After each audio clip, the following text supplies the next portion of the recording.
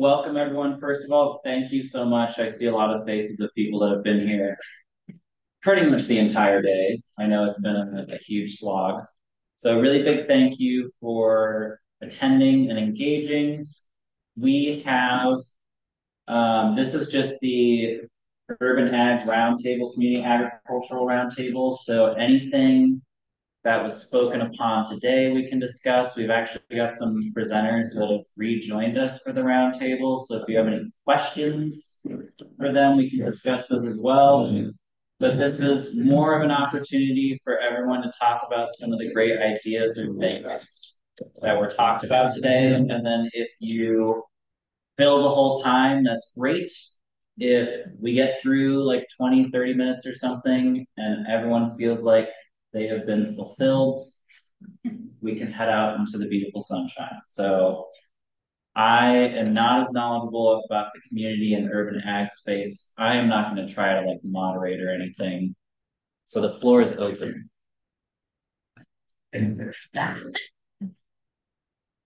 Facilitation. Thank you.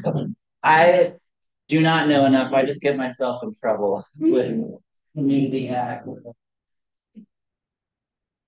Must call. Community, do it, do the work. Help us do the work. Or you get one excited volunteer and not enough hands, even if you have kind of the money, and then there's that maintenance. right. I think is the biggest in schools that are super the farm to school thing or getting school gardens going, and then they end at summer and there's that lack of carryover. Yeah, and it also seems like that's something that like I energy at least like that's something we're talking about. Because whether it's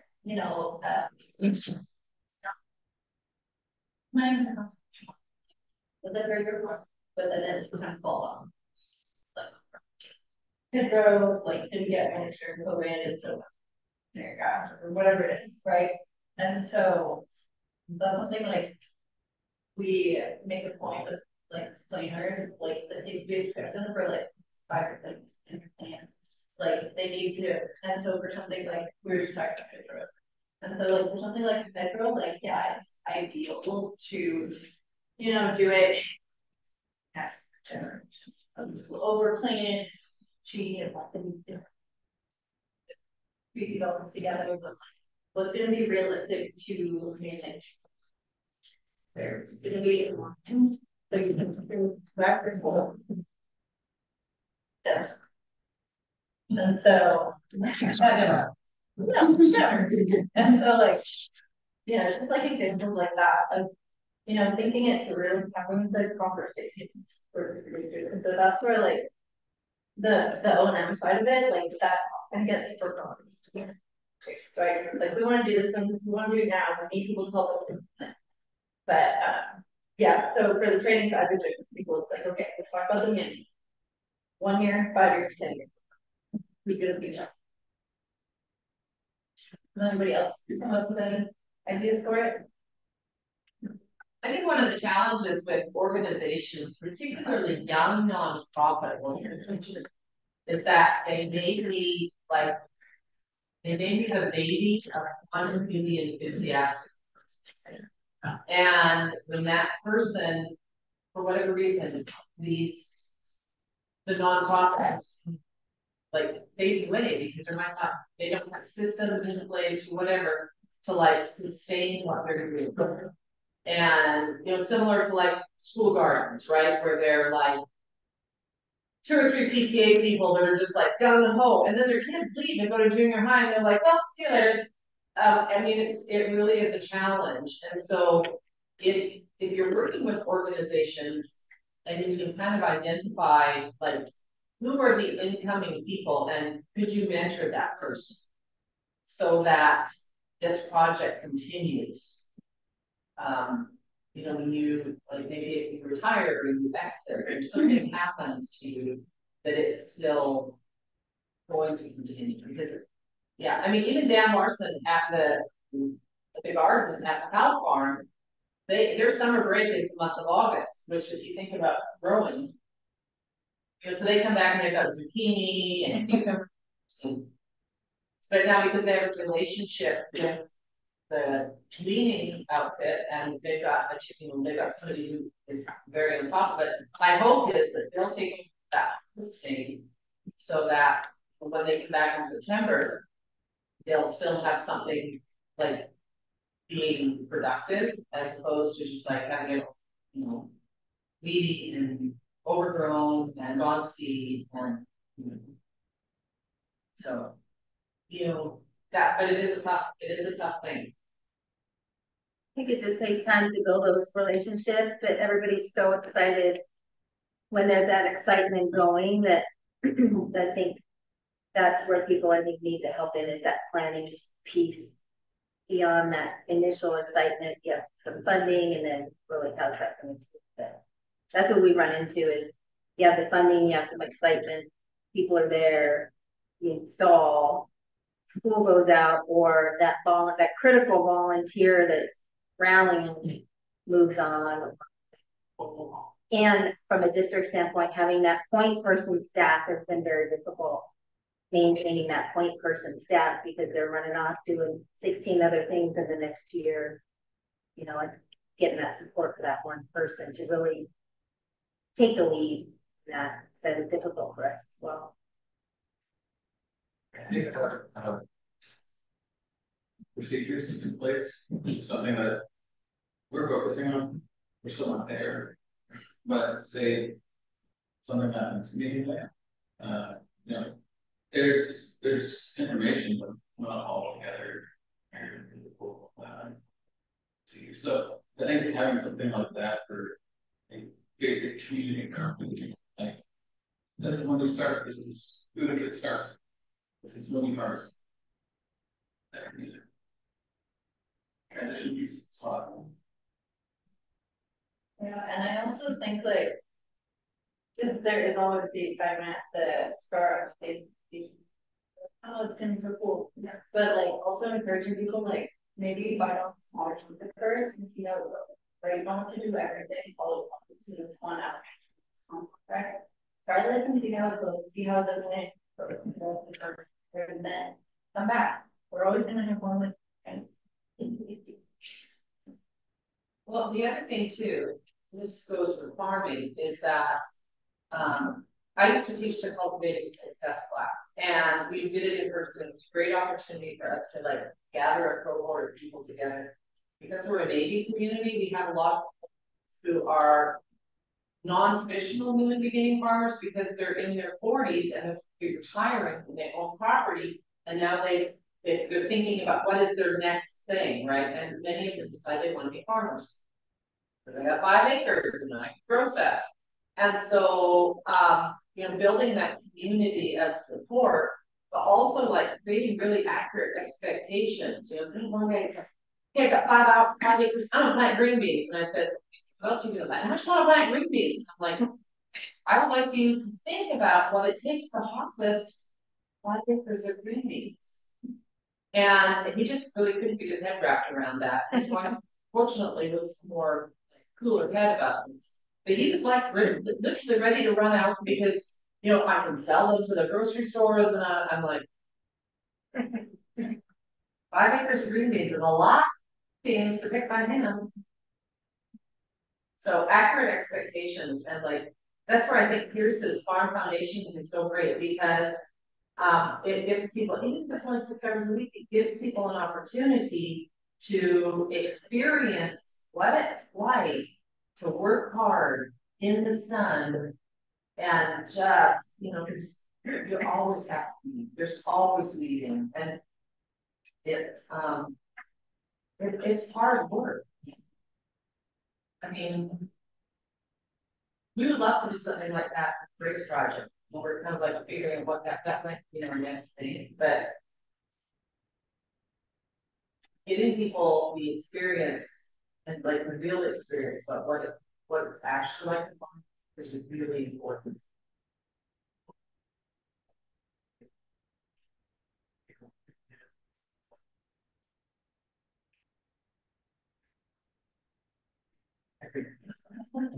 I'd love to say something as someone who's attending farm foundations this year. Um, I've found that the yeah, the practical applications, I've been doing it for professional development with AmeriCorps, but I didn't I never wanted to do a farm for profit, but I really wanted to understand the scope because it was like, who knows? I know I like growing food, I want to learn about it, but even like, because with work, some days I can't show up, but even on the days that I do, like just really seeing, because there's different farms, seeing the scale and everything that has to be done. And for both the farms that we work with this year, a lot of it is community help. So again, like you were saying, with keeping that momentum and that excitement and, cultivating a following is really necessary.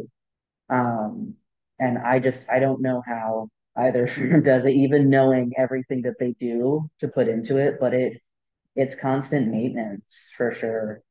Um, and it's made me realize like, oh, if I'm doing something physical at work, and let's say I want to have a farm and I do it on the weekends. If I have a super physical week, for me personally, I can't actually really participate in the farm foundations class, which means if I had a farm, I can't really participate in whatever needs to be done that weekend due to like my personal like health issues. So, like the practical knowledge has been great for really like understanding how to apply all the things that I've learned in books and in presentations, but like actually knowing to listen to my body and like realizing the physical strain on it and like the logistics, that's actually been, I think, the bigger lesson in all of it. Um, so yeah, just to kind of follow what you were saying, like a lot of people who get into it, I don't think they realize everything that has to go into it. I was also, thinking the other day, when you talking about maybe seven. We donate first to, and the food bank said volunteer for us, so they make sure that they send a volunteer for Ferguson. And so like That's the food creative. bank is setting up the volunteers that are around. So instead of being on, the user or the entity, but on the partner to like complex that's what we're all having. So it's just like an interesting idea of like partnering to forge more different volunteers. Especially for someone with a following already, they have the foundation to be able to bring these people in. That's super good. Well, I think everybody who works with farmers knows that there are times when you feel like farmers in the And so you have windows of opportunity. And so like this afternoon, Cindy and I really had a just do love to say tomorrow. What's the name of Linda's tomorrow? Pumpkins. We're planting pumpkins tomorrow. Pumpkin and squash. And we're a week and a half late. We're gonna do our last year. And we know that because we have really great records. People have the Google sheets now. But it can't wait on that. So we've got a bunch of stuff that has to happen. And I think that particularly for people who are like in the community garden space, they're not necessarily thinking about the fact, I'll get this planted now. I might not have storage crops in October. And so for farmers, it's like the short-term gratification of taking an extra day when we're late may be very costly and on the road. And so there's the community garden folks, like sometimes there's not really that priority base placed on, like the lettuce has got to be harvested because it's going to old and it's going to be bitter and it needs a lot of heat. And so you can't take that extra load and cut it. I mean, it really is challenging around like that. The veg isn't going to wait.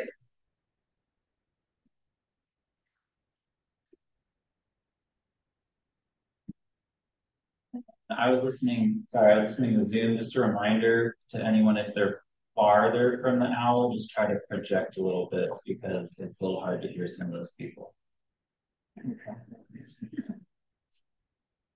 I would say like, other than the forever challenge of like working with incubator farmers, like where you get more land, like the land access challenge would be like connecting farmers with like grants and not like just funding, but like ever need more resources. And I think like, you know, we serve a lot of farmers from like different East African countries who like might not have English as their first language.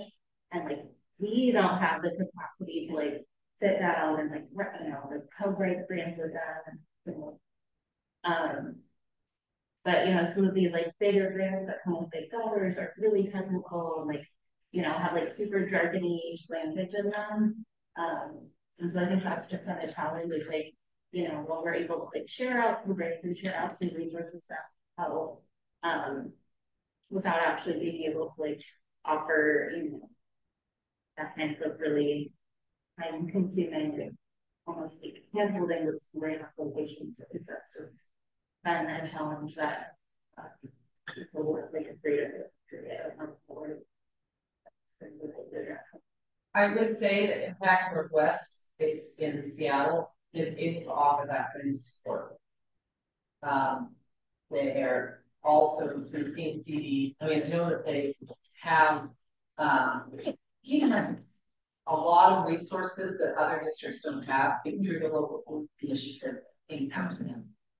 And so they've been able to leverage a lot of that for their farmers. But they also have the ability to do some technical assistance if you have farmers for campaign.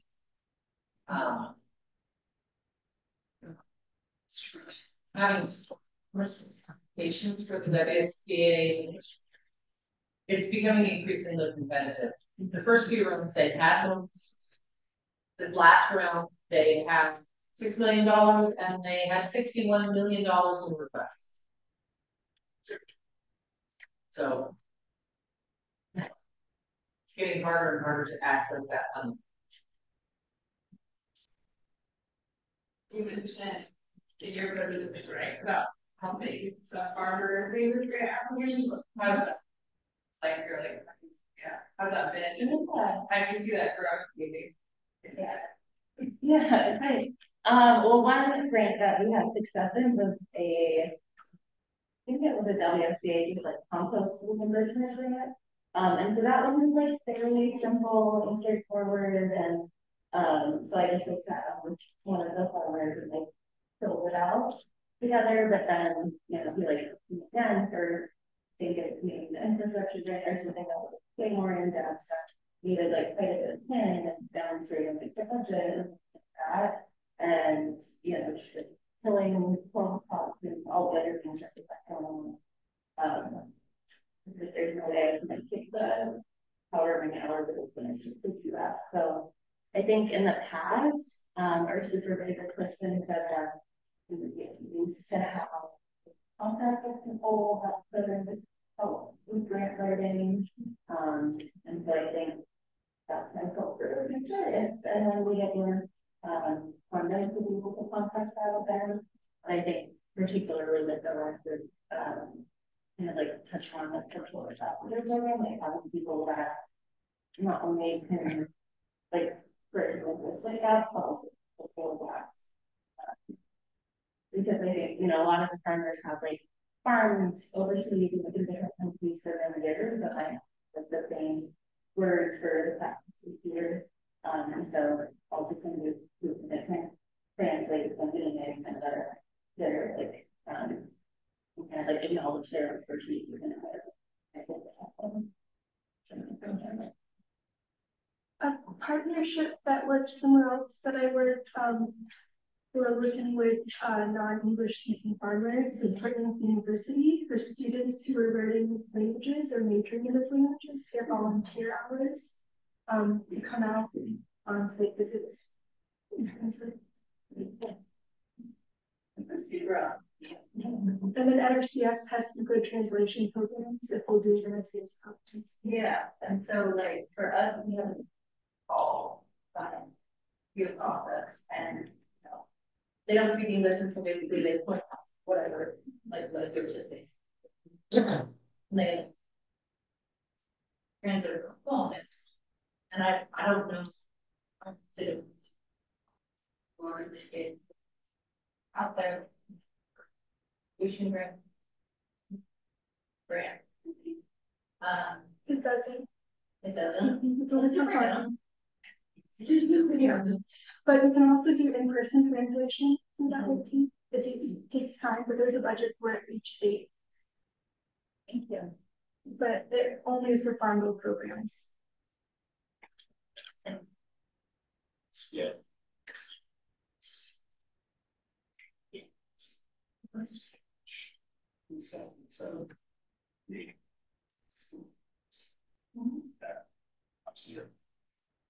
That's pretty close to what they control. That's you see, but maybe some.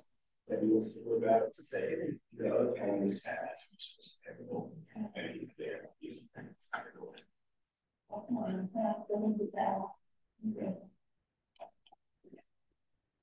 I know that WSDA has committed part of their resources to provide technical assistance for applicants for the various grants. In fact, there's the Resilient Food Systems grant that's coming up right now. They're actually pulling off part of that funding just to provide technical assistance. And they are pretty responsive if you can connect somebody with them to make, if they have office hours and to make arrangements for translation services. It might take a bit of time, but they have been very, very responsive about that because they want to make that application as accessible as possible. And it is, compared to some grants, like the big federal grants, it is actually a much simpler application. But you still have to get yourself a statewide vendor number. There's like all of these steps that you have to go through that are barriers for somebody who has either limited experience with navigating the government process. Yeah, I would say that it's challenging. I was wondering if anyone in this room has used ESP funding to reset the ag requirements. Personally, I have used people in the program. I have not, because and whatnot, and they put such an emphasis on getting this on the ground. But I haven't thought about because it's something that will be, really cool to look into and see if there's a way to use that fund for some kind of forum or just get people together. Segueing with that, coordinated resource management is becoming a big thing again, and it's something that is seriously really cool. And kind of hits on a lot of what you guys are hitting on, which is just bringing your partners together and just working on a game plan together, and then attacking funds and attacking grants that way as a united front, and having those support letters, or one agency is actually gonna contribute this, and some that can at that point one they can help you write for, and because they have more experience or whatever it may be, or more time to give, but also on top of that they can the hope is that they see that coordinated collaborative front, and you rank in those, and that's when you get some of those bigger dollars coming to you. And that's something for up around the city because we're so huge and so large, but we're not necessarily financially flush throughout the county. We have to have it, so we don't get the funding we need. And so something that I'm get more immersed is the coordinated resource management. I'll just speak to the VSP part. What I would recommend is if you have a plan to implement a project like this, when the biennium is up for the VSP program, to make sure to, like she said, work with the rest of your department to construct a budget that you submit to the county that is going to allocate funds to do that. So we have outreach and education funds that we can utilize in VSP. So I get more flex to kind of do that kind of stuff because it's there. but kind of, and they're not too stringent on it, like in terms of like saying, hey, this is gonna, approach critical areas and the mission of VSP, and we're gonna do it in this raw format, and that will kind of give you an entry way to do those things reviews.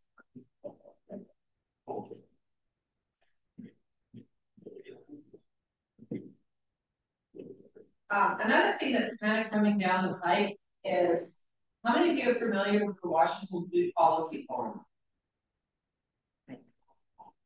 Okay, so one of the things that the commission does is they facilitate the food policy forum. It's a statewide effort to look at food policy as it applies to the whole scope of the food system. And so just like Google, Washington State Food Policy Forum, but one of the things that they're doing right now is that they are, I don't want to say it's like UW maybe?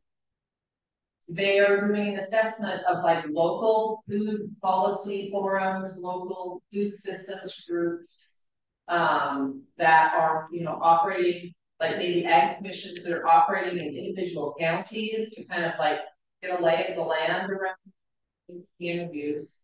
But some of that, with the idea that it's a tool that, like neighboring counties could maybe do some collaboration on, because partners always give you a better shot at some of the big bucks. But we have a food policy forum, but we call it Food Policy Roundtable in Kitsap, and we meet monthly, and we share resources and we collaborate on projects. It's very informal, but I also realize, there's a few other organizations, as a result of today, there's a few other organizations that we need to have at the table for that, and to actively go out and tell them, we need you to be part of this effort. We have a pretty broad coalition. We've got the health district, we've got the food banks, we've got WSU, we've got the conservation district. But those types of relationships are very important when you start applying for funding, or like looking at ways to support, like, for example, your Small Business Development Administration, SBDCA, is a free service for people who are wanting to start a business, and they can help farmers. And sometimes their services are a little clunkier than others, but they have the ability to assist someone who wants to start a business and maybe can provide technical assistance on a grant application. There is NABC North, and they can sometimes provide assistance with something like value-added producer grant application. Your local economic development alliance, depending upon whether or not your EDC has a focus on agriculture or food systems or those types of businesses, may be able to provide assistance in applying for grants. There may be somebody there, or they may offer classes. The Regional Small Farms Program in Kitsap, Jefferson, and Clallam has an online library where they have students a bunch of classes on seeking funding and those kinds of things. So there's regional resources too that just look them up because they can be valuable. And another one is a SCORE, which is Senior Retired Business Advisors, and sometimes they have some very specific expertise, but they may be able to assist you with business development, applying for business licenses, financial record keeping, and those kinds of things. And they usually work one-on-one with someone.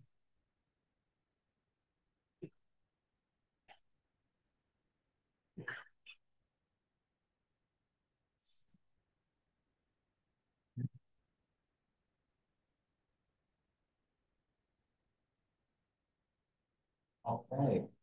Last call for any comments or questions or anything.